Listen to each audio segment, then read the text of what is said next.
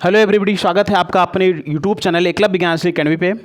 मैं रोहित कुमार गौड़ आप सभी का स्वागत करता हूं। हम लोग जो सिंथेसिस का जो सेशन लेके चल रहे हैं, सिंथेसिस सेशन में हम लोग सिंपल सेंटेंस का जो थियोरेटिकल सेक्शन है वो हम लोगों ने पूरा कर लिया है, और जो इसका प्रैक्टिस सेशन बचा हुआ है, तो उस प्रैक्टिस सेशन सिंपल सेंटेंस के प्रैक्टिस सेशन में आज ही लास्ट इसका वीडियो है। ठीक है, प्रैक्टिस का आज ये लास्ट है। लास्ट क्या है, ठीक है, इसमें हम लोग क्या सीखेंगे, बाय यूजिंग एडजेक्टिव, मतलब सिंथेसिस में बाय यूजिंग एडजेक्टिव को जो एक्सरसाइज बचा हुआ है सेक्शन, उसको हम लोग करेंगे। एडजेक्टिव और एडजेक्टिवल फ्रेज का प्रयोग करके बनाया जाता है। तो थोड़ा सा मैं इसके थोड़ा, हालांकि मैंने समझाया है लेकिन फिर भी थोड़ा सा आप लोग को बता दे रहा हूँ कि कैसे बदला जाएगा।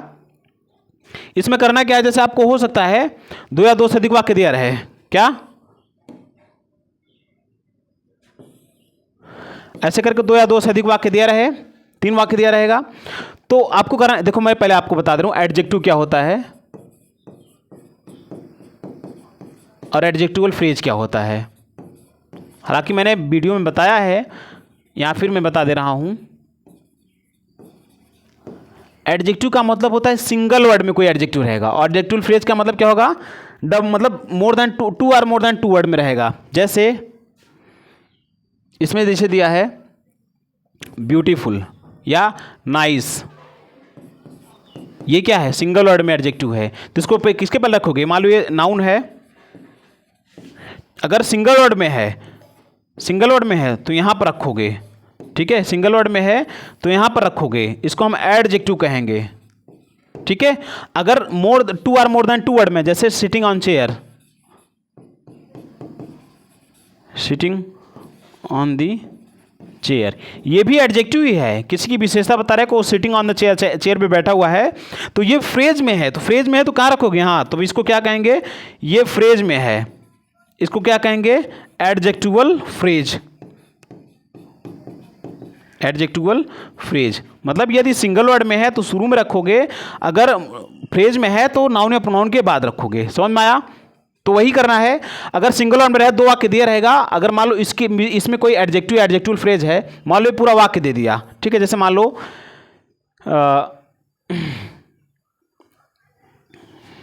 एक मान लो उठा लो, the lion killed a bull, full stop. तो ये पहला वाक्य हो गया। दूसरा वाक्य है द बुल वॉज हेफ्टी, ऐसे करके दूसरा वाक्य दिया है। तो ये जो हेफ्टी है किसके बारे में प्रयोग हुआ है, बुल के बारे में, तो आप कहां रखोगे, बुल के पहले, क्योंकि सिंगल वर्ड में है, तो क्या करोगे, द लायन किल्ड ए। अब देखो सिंगल वर्ड में है, अगर ये फ्रेज में होता तो हम इसके बाद में रखे, तो ए हेफ्टी बुल। बुल क्या है, नाउन है, अगर वही हेफ्टी वाला अगर 2-3 शब्द में होता है, फ्रेज में होता तो यहां पर रखते। समझ में आया कि नहीं, सिंगल वर्ड में तो यहां पर रखती है। चलिए हम प्रैक्टिस से जान जाएंगे हम लोग। ठीक है, चलो आते हैं सीधा प्रैक्टिस सेशन पे। कह रहे Tagore wrote Gitanjali, he was a great poet, तो क्या रखोगे, कैसे बदलोगे, कुछ नहीं करना है, बस सीधा सा देखो, ये जो विशेषता बताया जा रहा है एडजेक्टिव है, ये एक ग्रेट पोएट है, किसके बारे में बताया जा रहा है, टैगोर के बारे में। तो टैगोर, आप कैसे करोगे, ए ग्रेट पोएट टैगोर ऐसे कर दो, ए ग्रेट पोएट टैगोर, ठीक है, रोट गीतांजलि, ऐसे करके।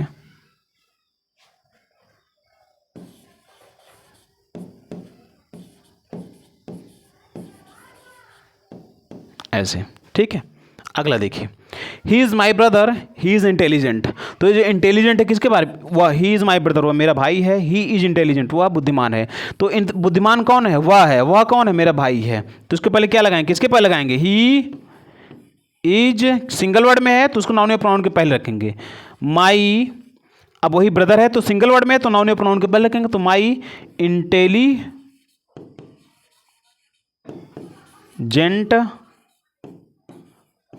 Brother, he is my intelligent brother. अगला देखिए, the principal find a boy, ठीक है, फाउंड होना चाहिए था, ठीक है, फाउंड होना चाहिए, FOUND। The principal found a boy, the boy was naughty. तो कैसे करोगे, नॉटी कौन है, बॉय है, तो किसके पहले रखोगे, बॉय के पहले। तो द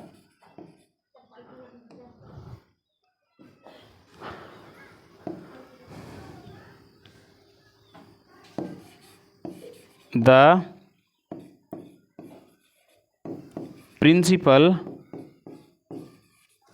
फाउंड ए, तो बॉय कौन है, नाटी है, नाटी कौन हो, बॉय है, नाटी बॉय। जिसके बारे में विशेषता पता है उसी के पहले रख दीजिए, कोई दिक्कत नहीं है। चलिए अगला देखते हैं। इसमें कह रहा है I bet a pen, I bought a pen, it was costly.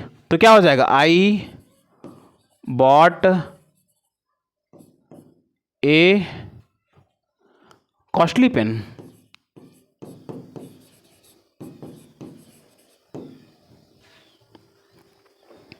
अगला देखिए, I saw a girl, she was very tall and beautiful. तो क्या हो जाएगा, आई सा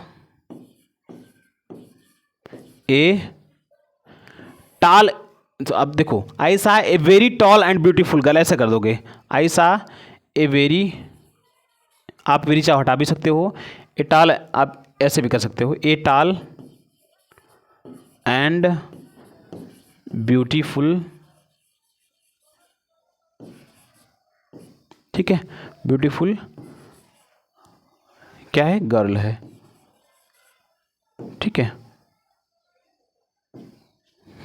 समझ में आया। अगला देखिए, a lion was hungry, he killed a horse, the horse was black.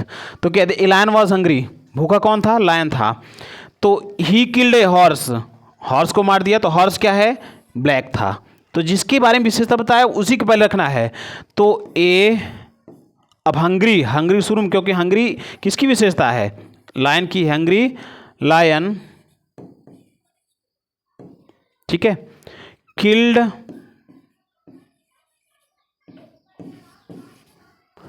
A horse, a horse, sorry a, अब ये जो ब्लैक है किसके बारे में बता रहा है, हॉर्स के बारे में, तो हॉर्स के पहले रख दोगे, ए ब्लैक हॉर्स, ठीक है, आया समझ में। A hungry lion killed a black horse, इस तरह से हो जाएगा। सातवां देखिए, ही gave a rupee to a man, the man was blind.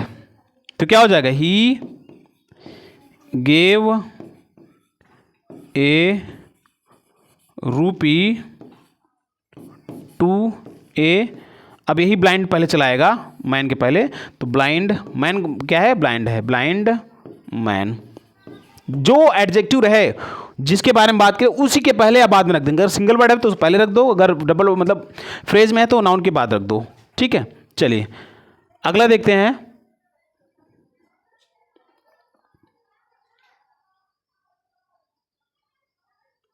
कुछ नहीं, इसमें भी सिंपल सा है। William Douglas saw girl, William Douglas saw girl, she was refugee girl. तो क्या रखोगे, इसी रिफ्यूजी को उठा करके यहां रख दोगे, ए रिफ्यूजी गर्ल। तो क्या हो जाएगा, विलियम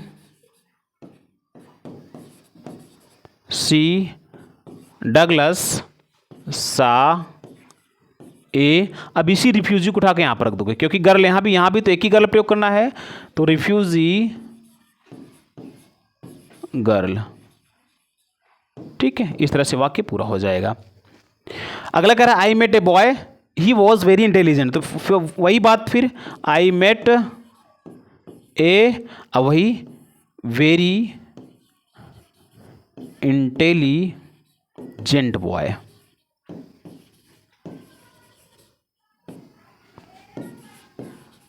इस तरह से वाक्य पूरा हो जाएगा। बॉय क्या है, नाउन है, वेरी इंटेलिजेंट क्या है, इंटेलिजेंट क्या है, एडजेक्टिव बता रहा है। 10वां देखिए, a boy was weeping bitterly, he was hungry.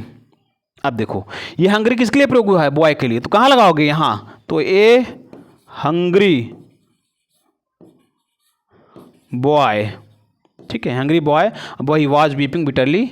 ठीक है, अगला 11वां देखिए, they killed a snake it was poisonous. तो क्या हो जाएगा, दे कुछ नहीं, किल्ड ए, अब वही पॉइजन सिंगल वर्ड में है तो कहाँ उठा कर रखोगे, यहाँ पर, ए पॉइजनस स्नेक, ऐसे करके इस तरह से वाक्य पूरा हो जाएगा। ठीक है, समझ में आया? आगे देखिए, एकदम सिंपल सा है। A woman was strolling on the road, she was old, she had a sticks in her hand. तो क्या हो जाएगा, ए वुमन, देखो ये ओल्ड क्या है, किसके लिए प्रयोग हुआ है, ओल्ड किसके लिए प्रयोग हुआ है, इस वृद्ध महिला के लिए। तो कहाँ प्रयोग करेंगे, हाँ, a old woman was strolling on the road with या हैविंग ए स्टिक। ठीक है, क्या हो जाएगा, ए ओल्ड वुमन वॉज, ठीक है, स्ट्रोलिंग ऑन द रोड